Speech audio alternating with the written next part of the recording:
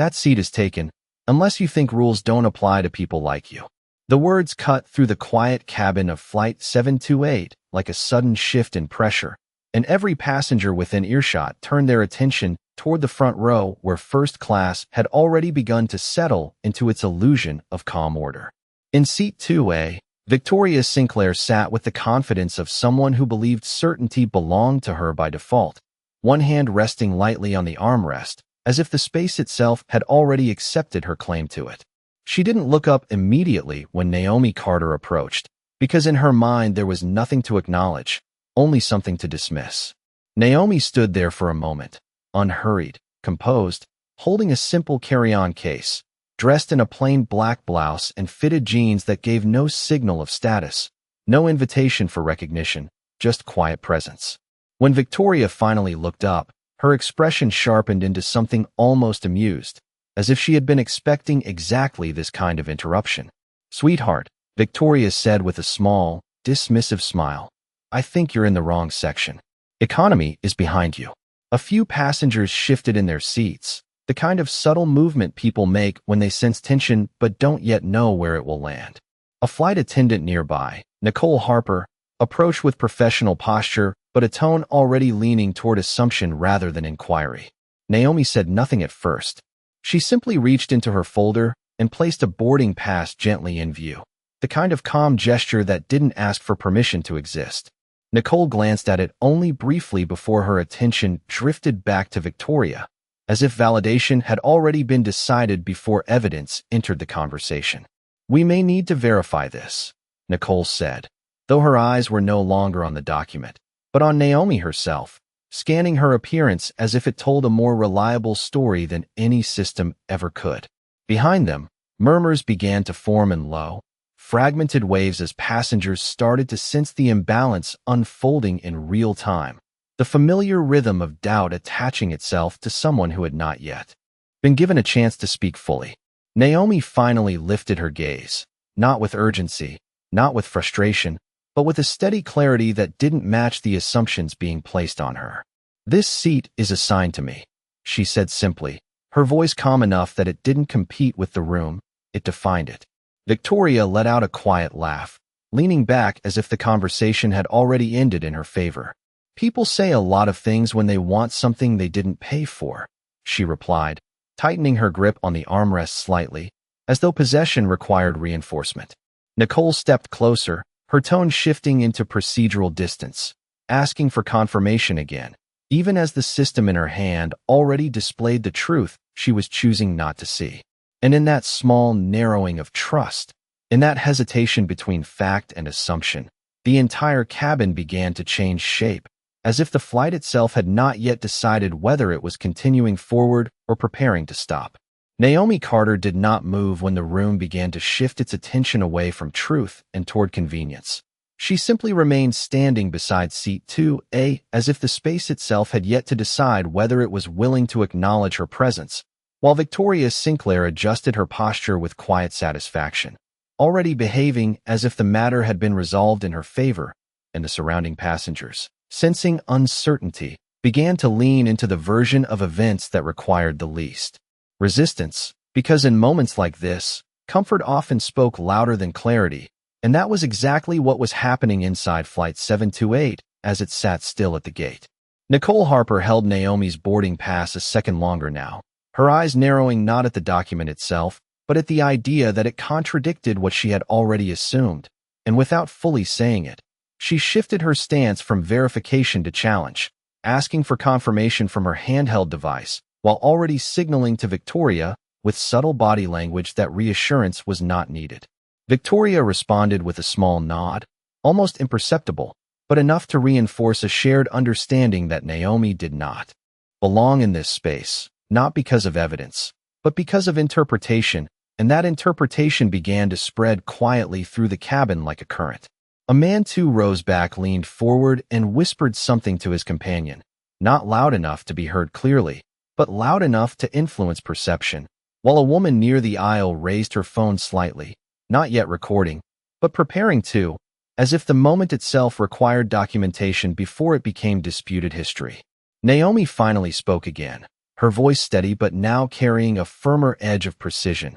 repeating that her assigned seat was 2A and that it had been confirmed at check-in. Yet the response she received was not immediate correction, but hesitation, because hesitation is often what happens when systems and assumptions collide without agreement. Nicole's attention returned briefly to the device, and for a fraction of a second, the truth appeared clearly on the screen: a matching name, a valid assignment, a confirmed reservation. But instead of letting that clarity settle the situation, she paused, as if weighing something less tangible than data, something closer to expectation. Victoria shifted slightly in her seat, now addressing Naomi directly again, her tone sharper, less playful, more territorial, suggesting that misunderstandings like this were common and that they usually resolved themselves when people understood their place, and that suggestion landed in the air with enough weight to influence the nearby silence. Naomi did not react immediately, and that lack of reaction created a void that others began to fill with interpretation, some assuming confusion, others assuming deception, while only a few began to sense the pattern forming beneath the surface. In the background, the cabin crew communicated in low tones, referencing procedure without fully committing to it, as if procedure itself required consensus before it could be applied, and that hesitation extended the moment longer than it should have lasted. It was in that extended silence that the situation began to transform from a simple seating verification into something far more fragile, because now it was no longer about a seat. It was about who would be believed first, and in that invisible contest, Naomi remained standing exactly where she was, calm, composed, and entirely unmoved by the weight of other people's certainty. The tension inside Flight 728 no longer behaved like a simple disagreement. It had started to feel like something heavier, something structural, as if the cabin itself had begun to tilt under the weight of competing versions of reality, and Naomi Carter still stood beside seat 2A without shifting her position, her presence steady in a way that made the uncertainty around her feel louder with every passing second. Nicole Harper lowered her device slightly, then raised it again, as though repetition might eventually produce a different answer, while Victoria Sinclair remained seated with calm entitlement, now no longer smiling but observing closely, as if waiting for the system around her to confirm what she already believed to be true. A faint announcement played somewhere in the background of the airport terminal outside the aircraft, but inside the cabin everything felt sealed, isolated, and increasingly focused on a single unresolved point. A junior flight attendant named Maya Brooks stepped closer from the aisle, her expression more uncertain than the others, and she glanced at the device in Nicole's hand before quietly asking if the seat assignment had been fully verified in the central system, a question that did not challenge authority directly, but introduced hesitation into it. Nicole did not answer immediately, and that delay was enough to shift attention toward Maya, who suddenly became aware that even asking for clarity could be interpreted as disruption. Naomi finally turned her head slightly toward the crew, her tone unchanged, calm but unmistakably firm, repeating once again that she had checked in with confirmation and that her seat assignment had been issued directly through the airline system, not requested or modified manually, and that detail hung in the air longer than the sentence itself. Victoria let out a soft breath, almost a laugh without sound, and adjusted her posture again, now speaking as if patience itself was being tested, suggesting that delays like this were unnecessary and that resolution should favor those already seated, a statement that subtly reframed entitlement as order. Around them, passengers began to choose sides without realizing they were doing it, some leaning into their phones, others looking away entirely, because neutrality often requires more effort than assumption in moments like this. Nicole's attention finally returned to the system display, and for a brief instant, her expression changed, not dramatically, but enough to indicate recognition of something that contradicted her earlier certainty. Yet instead of acknowledging it aloud, she hesitated, as if the presence of truth required approval before it could be acted upon. Maya noticed that hesitation and took a small step forward, stating carefully that the system record clearly showed Naomi Carter assigned to seat 2A,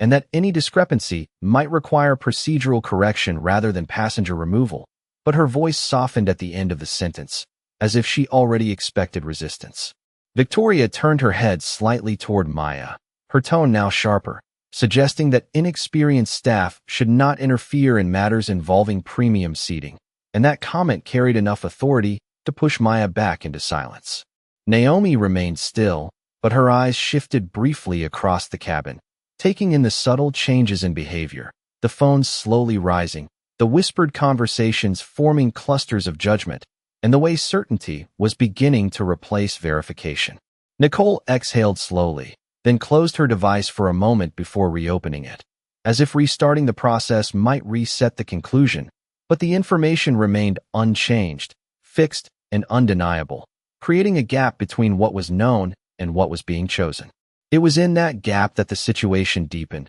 because what should have ended in confirmation had instead become a negotiation between fact and perception, and in that negotiation, Naomi Carter continued to stand exactly where she was, patient, composed, and waiting for a decision that the room seemed increasingly unwilling to make. The quiet inside Flight 728 had now turned into something far more unstable, not louder in volume, but heavier in meaning, as if every breath taken inside the cabin had to pass through layers of doubt before becoming air, and Naomi Carter remained standing beside Seat 2A, her posture unchanged, her presence steady enough that it began to feel like the only fixed point in a room that was slowly losing its certainty. Maya Brooks stood slightly behind the main line of tension now, her eyes moving between Nicole Harper's device and Victoria Sinclair's expression, noticing for the first time that confidence in the cabin was no longer evenly distributed. It was concentrated in assumptions rather than facts. Nicole reopened the system again, this time more deliberately, her fingers moving with a controlled precision that suggested she was trying to resolve not just a seating issue, but a narrative she had already committed to internally. For a brief moment, her expression tightened, because the record in front of her remained unchanged, clear, and aligned with Naomi Carter's claim, yet she did not announce it. Instead, she shifted her stance slightly toward Victoria, as if seeking validation for hesitation rather than correction. Victoria responded with a small nod, subtle but reinforcing, and that single gesture was enough to maintain the direction of the moment even without words, because authority in that space was no longer being enforced through procedure, but through alignment of belief. Naomi's gaze moved calmly across both of them, and when she spoke again, her voice carried the same controlled stillness, repeating that she had not requested any change, that she had boarded according to assigned seating,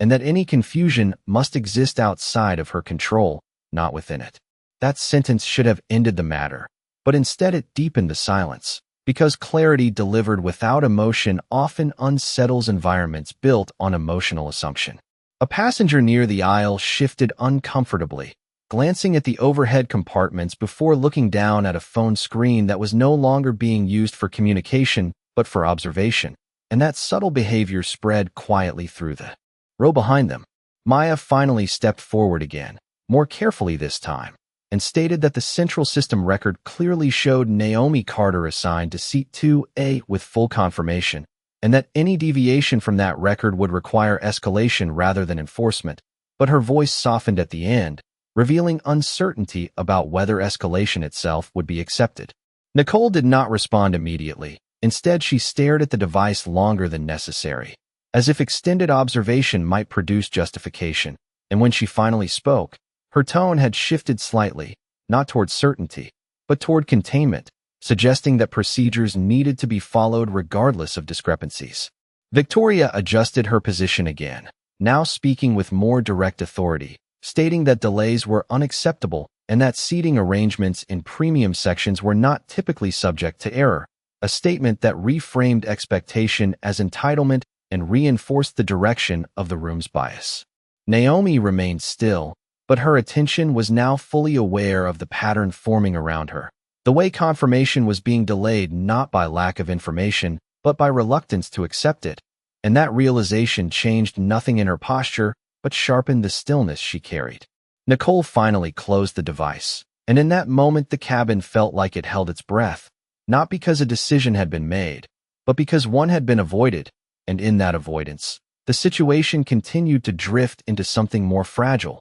where truth existed clearly in one place, but was being treated as optional in another. The moment Nicole Harper closed the device, the atmosphere inside Flight 728 shifted in a way that was almost imperceptible at first, like a change in cabin pressure that no one announces but everyone feels. And yet nothing had actually been resolved, only suspended, as if the truth had been temporarily placed on hold while human hesitation decided what to do with it. Naomi Carter remained beside seat 2A, her presence unchanged, but now the silence around her felt different, no longer purely uncertain, but increasingly charged with the weight of avoidance. Victoria Sinclair exhaled slowly, then leaned back into her seat with renewed confidence, interpreting Nicole's hesitation not as doubt, but as confirmation that the situation would ultimately resolve in her favor, because in her mind, systems rarely corrected themselves in real time when people like Naomi were involved.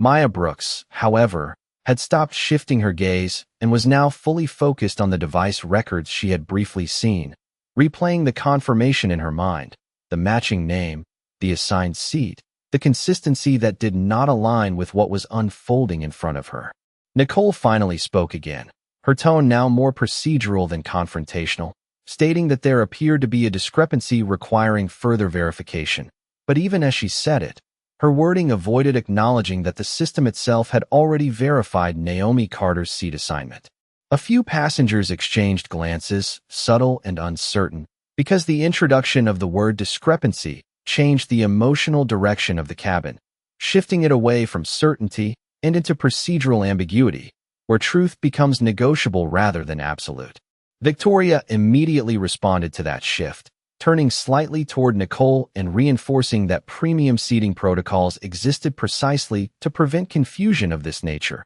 and that allowing disruption would set an unacceptable precedent, her voice calm but deliberately structured to reassert control over interpretation. Naomi finally moved for the first time in several minutes, not stepping forward or backward, but simply adjusting her grip on her carry-on case, a small motion that nonetheless drew attention because stillness had become her defining characteristic in the eyes of the room. When she spoke, her voice remained steady, but now carried a sharper precision, stating again that her reservation had been confirmed, that her boarding pass reflected seat 2A, and that she had complied with every instruction given at boarding. And then she paused briefly before adding that any inconsistency would have to exist within the system, not within her presence. That statement did not escalate the situation, but it reframed it, and reframing in a confined space like an aircraft cabin often creates more tension than confrontation. Maya took a half step forward again, visibly hesitant, and quietly repeated that the system record was clear, that Naomi Carter was listed as the assigned passenger for seat 2A, and that any removal without correction would require escalation to supervisory review. But as she spoke, her voice lowered slightly, revealing that she was no longer certain whether escalation would be welcomed or suppressed. Nicole turned her head briefly toward Maya, not in acknowledgement but in restraint, signaling without words that further input was not required, and Maya stopped speaking immediately, though her eyes remained fixed on the confirmation data she had already seen. Victoria observed this exchange carefully, then shifted her posture again, interpreting the interruption not as clarification but as interference, and she reinforced her position by stating that experienced passengers understood how premium cabins operated, implying that Naomi's continued presence was itself an anomaly rather than a right. Naomi did not respond to that statement directly, but her silence changed shape, becoming less passive and more deliberate, as if she had begun measuring not the words being spoken, but the pattern behind them. Nicole reopened her device once more, slower this time, scrolling through confirmation data that remained unchanged, yet her expression suggested she was no longer processing information to reach a conclusion, but searching for a conclusion that would justify what had already been implied. Outside the cabin window, ground crew movements continued normally, unaware of the internal imbalance forming behind the sealed door, and inside, the air felt increasingly compressed by the simple fact that truth had already appeared, but acceptance had not yet followed it. Naomi Carter remained standing beside seat 2A, but now the silence around her carried a different density, as if the cabin had entered a phase where every unspoken thought was beginning to compete for authority, and Nicole Harper stood slightly closer than before, holding her device at an angle that suggested she was no longer searching for information, but searching for permission to act on it. The data on the screen had not changed, the assignment remained clear, the confirmation remained intact, yet the way it was being handled made it feel as though clarity itself required consensus before it could be acknowledged. Victoria Sinclair, still seated with composed certainty, leaned back slightly and crossed one leg over the other, reinforcing her position not through argument but through posture, as if physical confidence could stabilize the uncertainty forming around her. Maya Brooks stood near the aisle line now, her hands lowered but her attention fully engaged, and she quietly repeated to herself what she had already seen in the system: the matching name, the confirmed seat, the absence of error, and each repetition made the gap between data and reaction more difficult to ignore. Nicole finally exhaled and spoke in a lower tone, stating that the situation required escalation to supervisory protocol due to conflicting interpretations of seating assignment. But even as she said it, she did not refer to the system as incorrect, only as unclear, and that distinction subtly shifted responsibility away from fact and toward perception. A passenger seated near the window turned slightly toward the aisle, whispering something indistinct to another traveler, and that whisper spread into a quiet chain of observation, where attention replaced understanding as the primary response. Naomi's voice broke the silence again, calm and controlled, stating that there was no conflict in her reservation, only in its acceptance, and that her presence in Seat 2A had been confirmed through official channels prior to boarding, and that any delay in recognition was procedural, not factual. That statement did not escalate the situation outwardly, but it intensified the internal divide within the cabin, because it introduced a distinction between truth and agreement that many people instinctively struggle to reconcile in real time. Victoria responded immediately,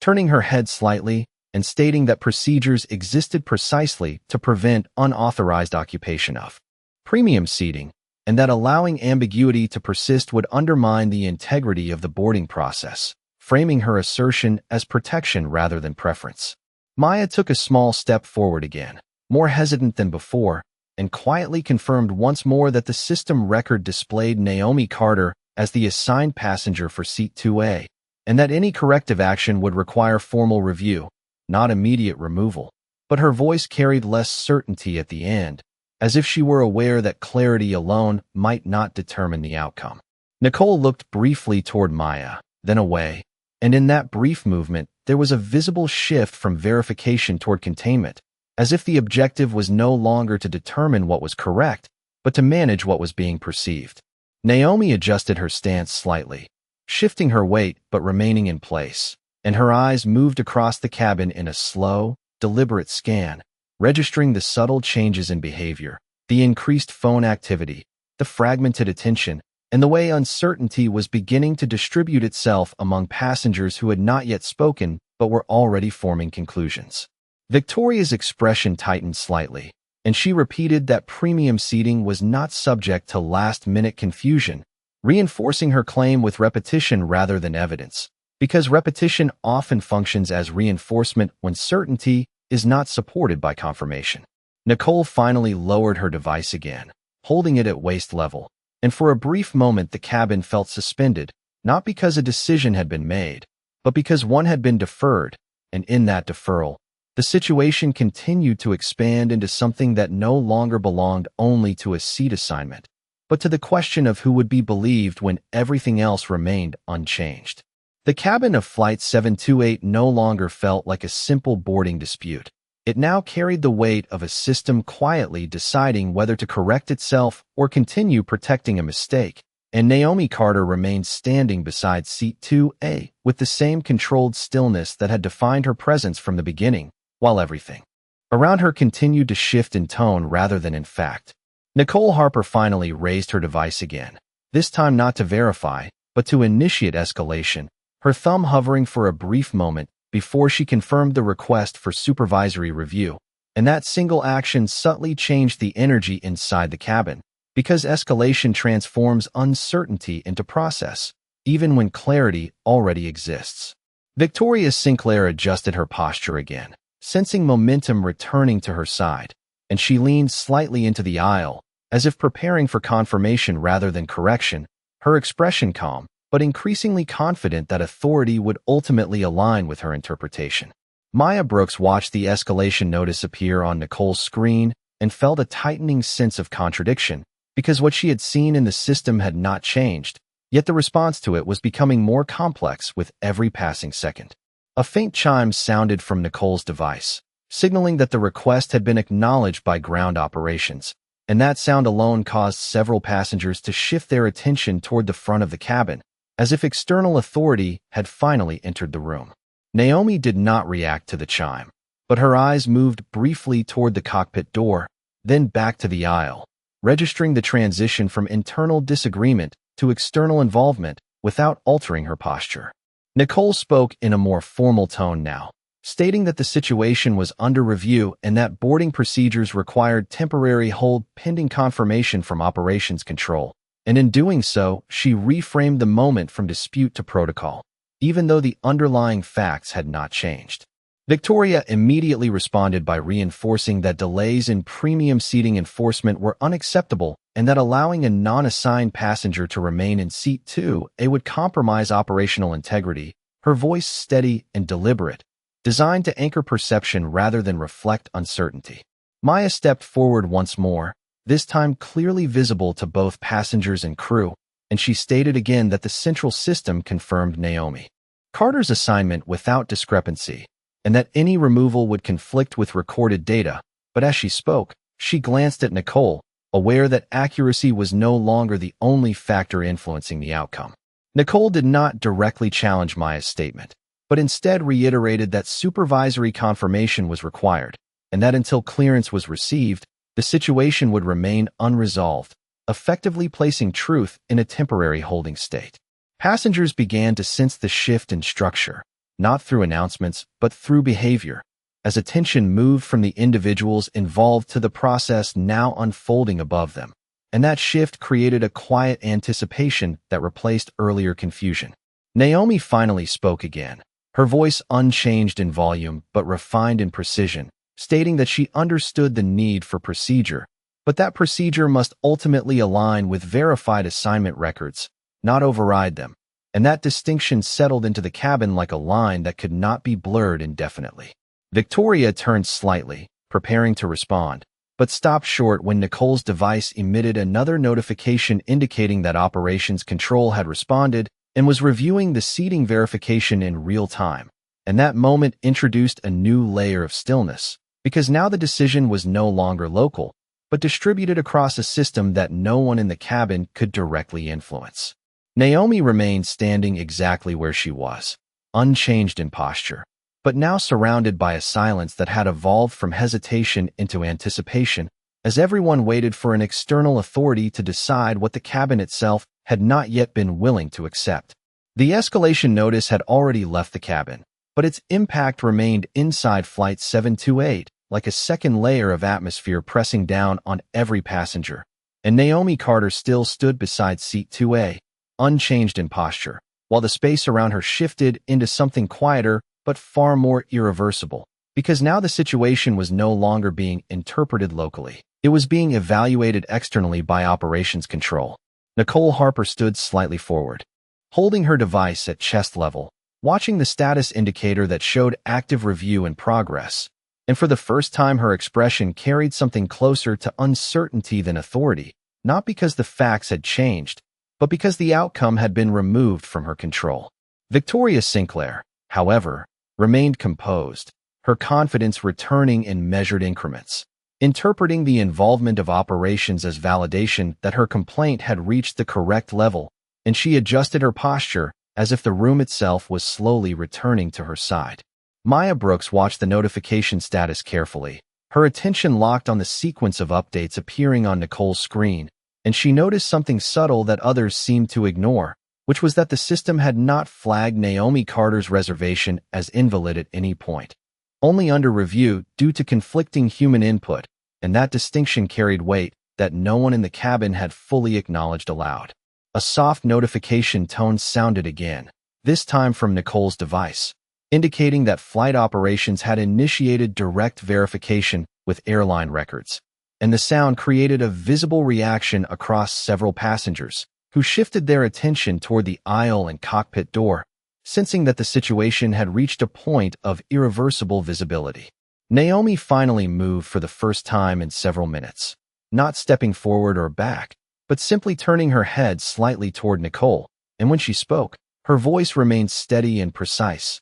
stating that she had no objection to verification, only to misalignment between confirmed data and perceived interpretation, and that statement introduced a clarity that did not escalate emotion, but instead narrowed the space for ambiguity. Victoria immediately responded, reinforcing that premium seating disputes required strict adherence to cabin authority protocols, and she emphasized that allowing an unverified presence in Seat 2A would compromise safety and operational order, her tone calm, but increasingly anchored in procedural justification rather than observation of fact. Nicole nodded slightly, acknowledging the procedural requirement, and confirmed that operations control was now actively reviewing all booking data, crew logs, and boarding records in real time, and that until confirmation was received, the seat assignment would remain in a temporary, unresolved state. Maya stepped forward again, more visibly now, and stated clearly that the central system had not produced any invalidation of Naomi Carter's assignment,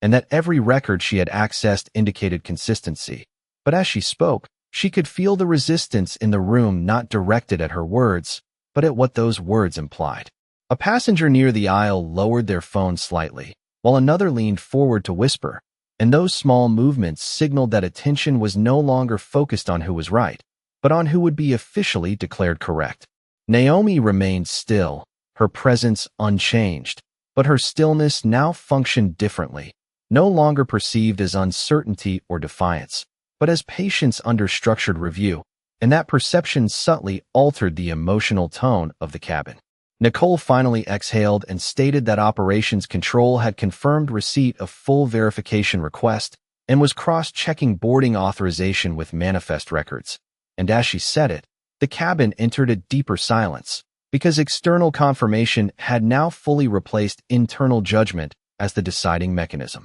Victoria's expression tightened slightly, but she remained composed, watching Nicole's device as if waiting for validation that had not yet arrived, but was expected to align with her position. Naomi did not speak again, but her gaze remained steady, directed forward, as the entire cabin of Flight 728 waited in suspended stillness for a system-wide answer that would determine which version of reality would be accepted as final. The silence inside Flight 728 had become absolute, not because nothing was happening, but because everything was now happening somewhere else, beyond the cabin, beyond individual judgment, inside a system that was actively reconstructing truth from synchronized records, and Naomi Carter remained standing beside Seat 2A, her posture unchanged, her expression steady, as if she had already stepped beyond the uncertainty that still held everyone else in place. Nicole Harper stared at her device, where the status indicator had shifted from active review to live verification,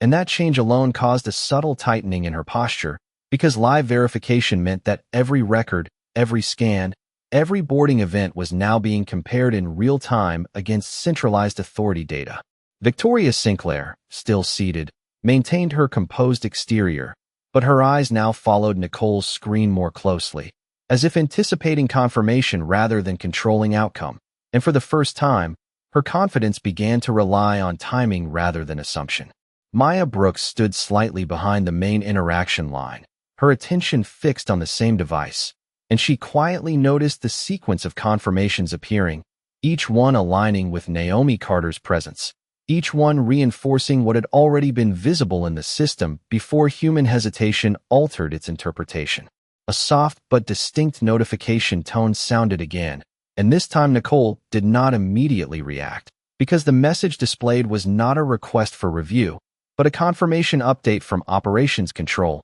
indicating that boarding authorization records had been fully validated against manifest data without discrepancy. The cabin did not react immediately, because understanding lagged behind information, and in that gap, Naomi finally spoke, her voice calm and precise, stating that she had never required validation beyond what had already been issued, only acknowledgement of what was already true, and that sentence settled across the cabin with a weight that did not need volume to be felt. Victoria shifted slightly, her posture tightening as she looked toward Nicole, waiting for a response that would restore alignment to her expectation. But Nicole remained still for a moment longer than before, reading the confirmation again as if repetition might reveal an alternative interpretation, though none appeared. Maya stepped forward, now fully visible to both passengers and crew, and quietly stated that the system had completed cross-verification with no conflicts found, and that Naomi Carter's assignment to Seat 2A was confirmed across all operational records,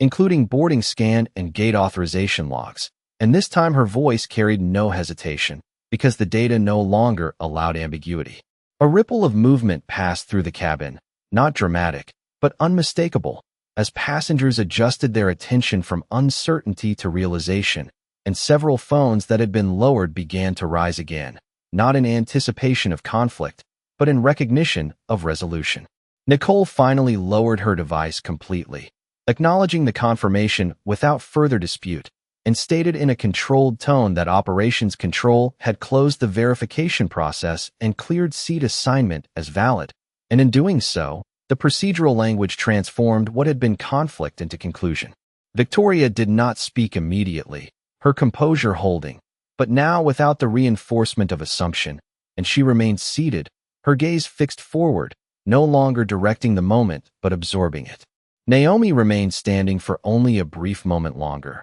then slowly shifted her attention across the cabin, not in triumph, but in quiet acknowledgement of what had just occurred, and when she finally spoke again, her voice remained steady, stating that the only discrepancy that had existed was never in the system, but in perception, and that distinction now stood fully exposed. The cabin remained silent, not out of confusion, but out of recognition that the decision had already been made by facts rather than interpretation, and in that stillness, Flight 728 no longer felt suspended in uncertainty, but grounded in a resolution that had arrived without escalation, without force, and without question.